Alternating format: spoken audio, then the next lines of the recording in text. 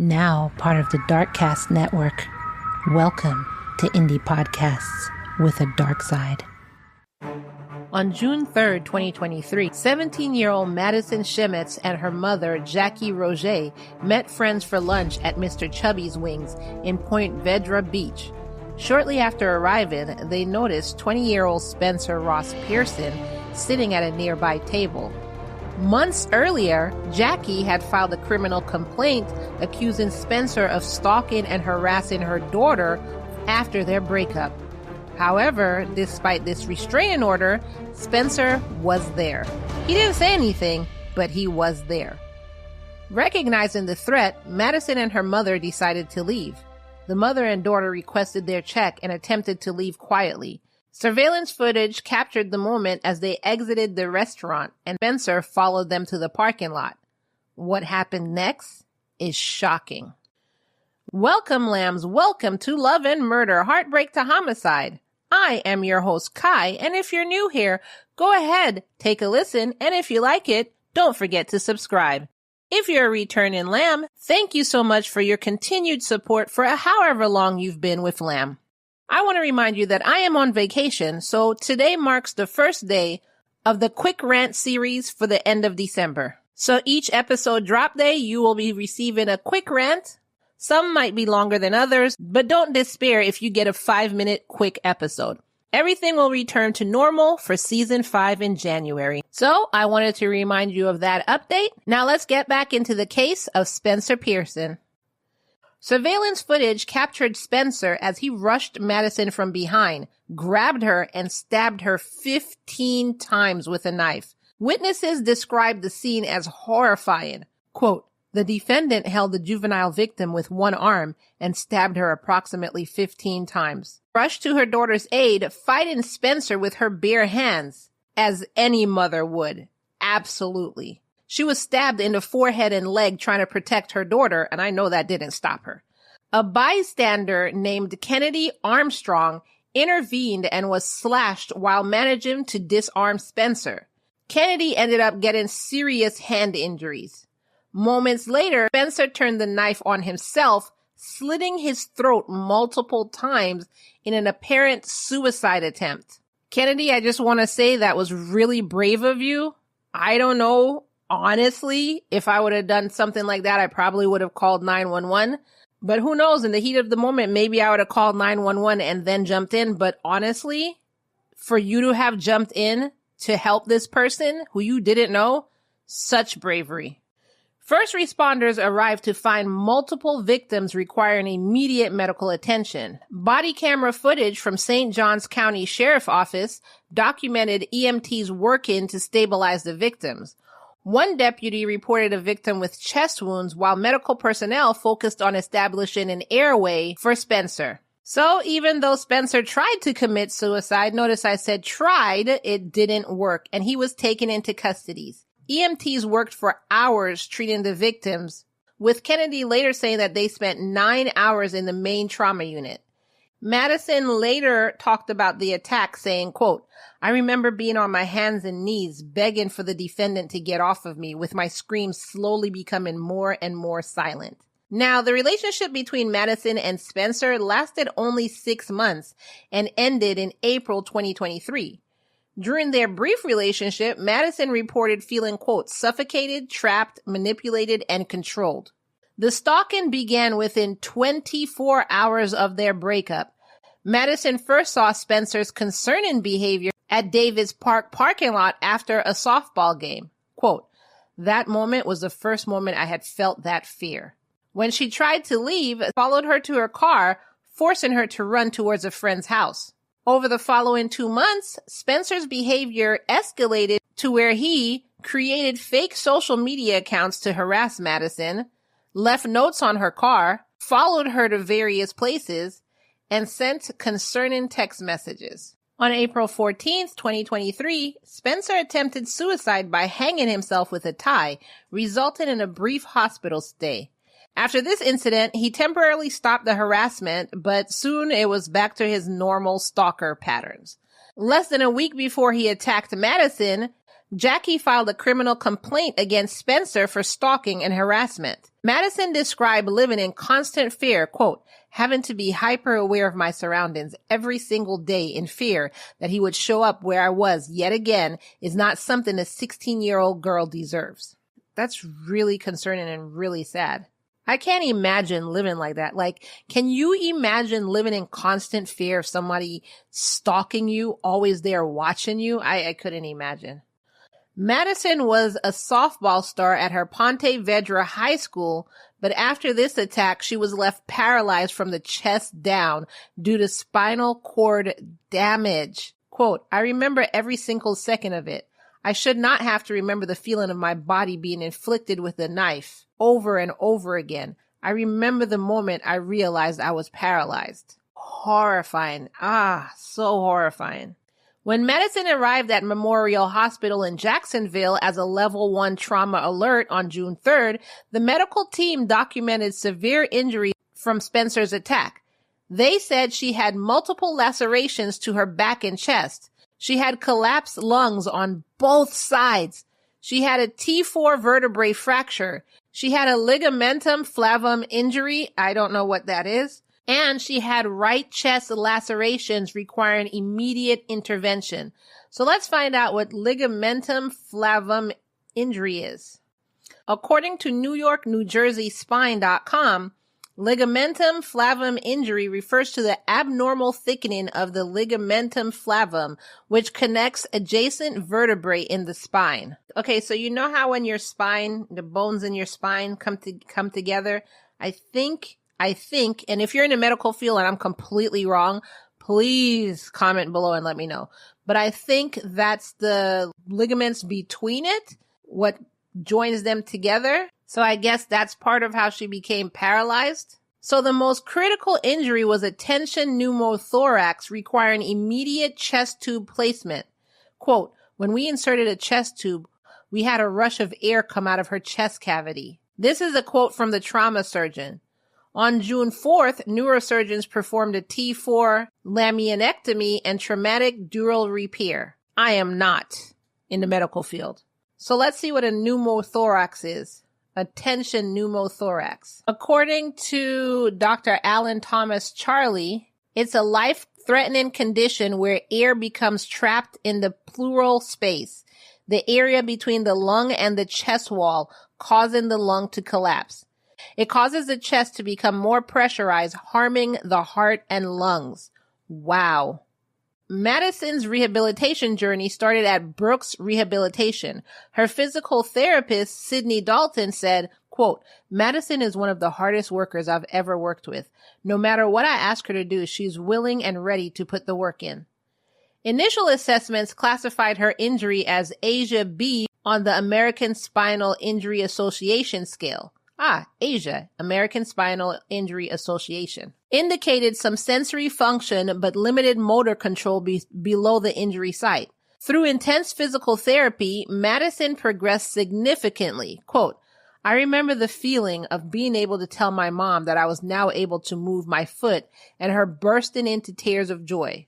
Less than a year after the attack, Madison achieved a remarkable milestone, the ability to walk across the stage at her high school graduation. She continues rehabilitation saying, quote, there are still many steps to take, many challenges ahead, but with support, I'm confident that I will continue to grow stronger each day. Spencer, on the other hand, who was once a celebrated high school football star, was described as a promising athlete with a bright future. However, he had struggles which included mental health issues and repeated head trauma, and this actually derailed his life.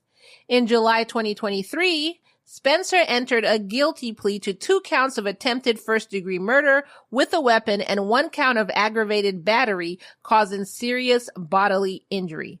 The prosecution presented evidence of premeditated actions, including surveillance footage from the restaurant and detailed testimony from Detective Hannah Hose of the St. Johns County Sheriff's Office. The defense team's strategy was to focus on Spencer's history of football-related head injuries. His father, Daniel Pearson, testified that Spencer endured approximately 10 1,000 head impacts during his 12-year football career, which started at 6 years old. Because I was about to say 12 years, isn't he only like 18, 20 years old? I was about to say 12 years. So if you knew your son was getting, I'm not blaming the parents. I'm not blaming the parents at all. Let me not say what I was going to say, because I don't want to come off like I'm blaming the parents because it's not their fault. Daniel described the toll these injuries had on Spencer, remembering a heartbreaking moment when he found Spencer trying to kill himself shortly after his breakup with Madison. His parents found him, quote, blue in the face and gasping for air. As a parent, I can't even imagine finding your child like that. After 4 days of treatment at Baptist Hospital, doctors prescribe fluoxetine, I think that's how you say it, fluoxetine, Fluoxetine, which is actually the easier way to say it is Prozac, which later Spencer decided to stop on his own, saying it was giving him headaches. His condition quickly and significantly deteriorated after the suicide attempt. His father reported that Spencer became, quote, gaunt with his eyes sunken into his head and rarely left the couch. Despite attempts at an intervention, including his parents canceling business trips so that they can continuously watch him, Spencer's mental state continued to decline. See, that's what I said. I didn't want to blame the parents because in this instant, it's not the parents' fault. Things happen. He was in football. He got head injuries. I can't say, well, why didn't you take him out of football? Which is what I was initially going to say, but things happen. It could have happened with the first head injury. It could have happened with the third head injury. So that's why I was like, I didn't want to sound like I was blaming the parents because in this instance, in this case, it's not the parents' fault. And as you can clearly see, his parents were trying to help him. They sat around, they watched him. They were really trying to help their son. His mother testified that they really desperately tried to find mental health care, but there were 3 to 6 months waiting periods with most providers. Why would you do that? If somebody is having a mental health problem, why would you say, well, we're not taking new patients for about another 6 months? A lot clearly could happen in 6 months. Why would there be waiting periods for mental health issues? That's like somebody having a baby and you saying, I can't really see you right now. I know you're in active labor. However, there's a 6 months waiting period for that. Like, come on. Dr. Mark Rubino, a neurologist, provided evidence of brain trauma and spinal cord injury that could have influenced Spencer's behavior. Now, I don't know about the spinal cord injury influencing his behavior, but I could understand the brain trauma. You hear that sometimes with like boxers, MMA fighters, players. The head injury, they could become a completely different person. Dr. Rubino pointed to evidence of chronic traumatic encephalopathy. Hopefully that's how you say it, which is CTE, a degenerative brain condition often seen in NFL players. And I've heard about that with the NFL. I think like football players are trying to get this known more, something like that. I know I heard about it, but I can't remember exactly what about it right now. An MRI revealed multiple brain injuries believed to have been sustained during his football career. Doctors testified these injuries increased the likelihood of violent behavior. And when the mother was trying to find help, y'all are telling her 3 to 6 months. Not this doctor, but I'm saying, just in a general sense, they're telling her it's 3 to 6 months. If he had CTE and it causes a likelihood of increased violent behavior, why are you telling this woman to wait 3 to 6 months? A medical evaluation diagnosed Spencer with severe major depressive disorder with mood-congruent psychotic features, social anxiety disorder, and autism. The defense sought leniency, arguing for supervision and mental health counseling. They said they're arguing for this because of Spencer's diminished capacity to understand his actions, the need for specialized mental health treatment, the lack of a prior criminal history, and his young age at the time of the offense. I mean, I wouldn't really say just mental health counseling and supervision. I really think he needs to be in a mental health facility, not in prison. This is because doctors have come out and said this is what's wrong with him. If it was anybody else and that's what they were trying to say and there was no evidence to back it up, then, But doctors came out and said this is what's wrong with him and this is why. So because of that, I think he needs to be in a mental health institution, getting the help that he needs. Despite his parents' pleas and arguments about Spencer's mental health, the court deemed the attack premeditated and brutal. During the November 22nd sentencing hearing, victims and family members detailed the lasting impact of Spencer's actions. Madison addressed the court, marking 538 days since the attack. Quote, I've thought about this day, this moment, this statement every single day for the last 538 days. 538 days of living in true torment. She said she has ongoing challenges such as daily PTSD and anxiety, sleepless nights and reoccurring nightmares, fear of going outside alone, and loss of trust and childhood innocence. Now, I wonder if they wanted him to go to prison based on what I'm hearing from them, or they would have been okay, like not going with what the defense said, just, complete leniency, but having him be in a mental health facility. Like, which one would they have wanted? Because right now the options are, supervision and mental health counseling or prison. But what if it was a mental health facility or prison? Would they have chosen mental health facility? Jackie testified about watching Madison struggle this whole time, saying, quote, you handed Madison a life sentence and you only get the same. I have to watch her struggle daily to breathe because of you. Tatiana Cruzetta, who was Madison's oldest sister, wrote to the court about the trauma that's going on in her family due to this. Quote, the gravity of the crime has shattered our family in ways I still cannot fully articulate.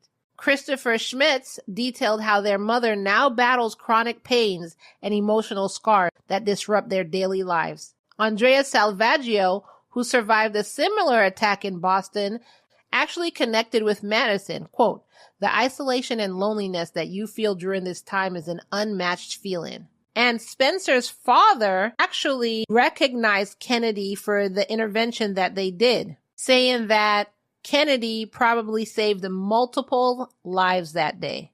That's what I'm saying, a hero. Like, I can't even tell you if that's something I would have done. I don't know. I would hope that I'm that heroic, but I can't say that I know that that's definitely what I would do. But Kennedy was MVP that day.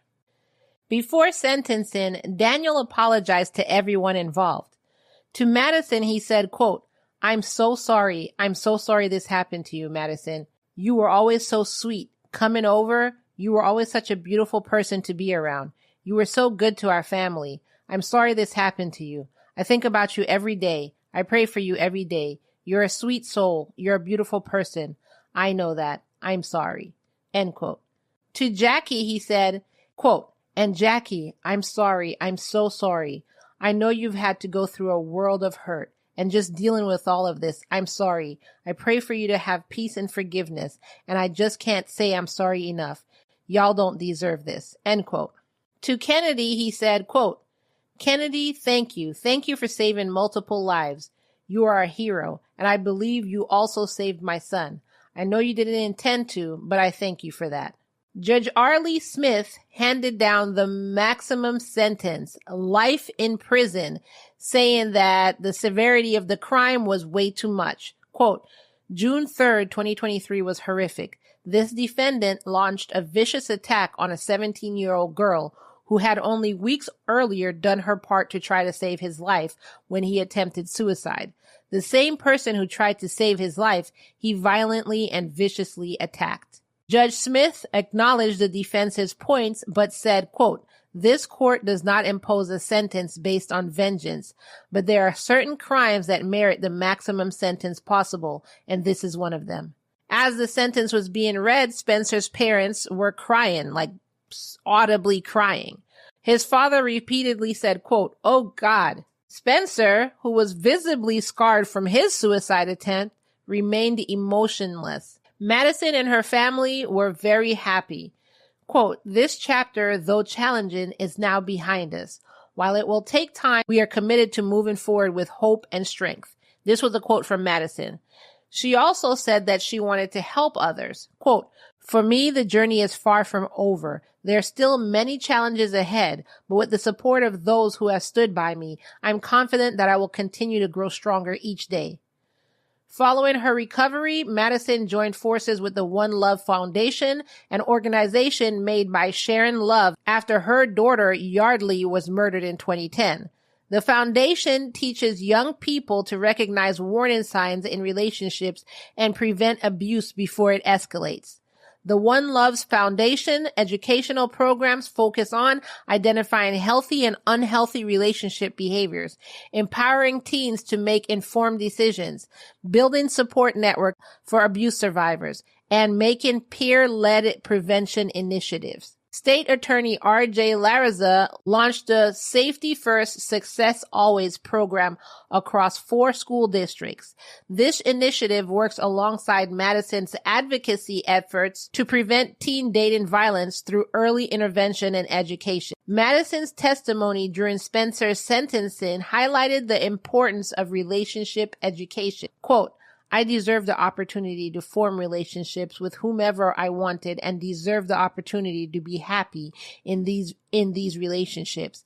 I deserve to feel safe." And that is the case of Spencer Pearson, where he stalked and tried to murder his girlfriend, Madison. What did you think about that case? Personally, and this is just my opinion, and I'm not taking away from anything Madison said or what her family decided, I think that Spencer needs to be in a mental health facility, a prison type mental health facility, but a mental health facility. But I'm not the one who went through this, and it is totally not my decision. If this is what Madison felt like she wanted for him to be in prison, it is not for me to say. I'm just a podcaster, and I was just saying, my opinion because I have a podcast. I have to voice it. So what do y'all think? Do you think if she was given the option of like an institution, a prison institution or prison, would she have still chosen life in prison or life in an institution for Spencer? Because like I said before, that's not the option she was given. So I want to hear from you. What do you think in the comments below? Let me. And that is all I have for you for this episode today. Don't forget to check out our Patreon where you get bonus episodes. I have a serial killer corner episode in there where it was an accident that police found out this guy was a serial killer. So you got to go to the Patreon, join with the December sale we have going on right now at 50% off your first month membership, patreon.com/love and murder. You do get case extras, bonuses, which a bonus we have coming up is the case of Miriam Rodriguez, who literally fought the cartel in Mexico to try and find her daughter. And it gets even more intense than that. So if you want to hear bonuses such as that or the SKC Serial Killer Corner episode that I just put out, join our Patreon, take advantage of the December sale, and you have more bonus episodes in backlog. If you just miss hearing my voice and want to hear more of my voice, I don't know why. But anyways, patreon.com/love and murder.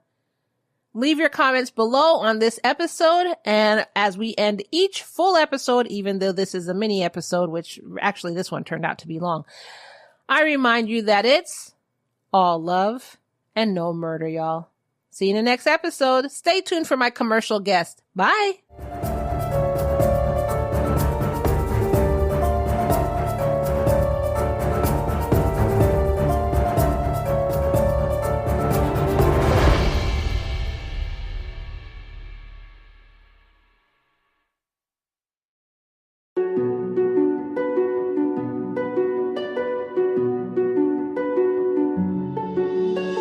Scottish Murders is hosted by me, Dawn, and is a multi-award shortlisted victim-focused podcast covering the murders of those from or living in Scotland. We tell each victim's story in a respectful, sensitive, unsensational and unopinionated way. So why not join us wherever you listen to your podcasts and ensure you never miss an episode of Scottish Murders.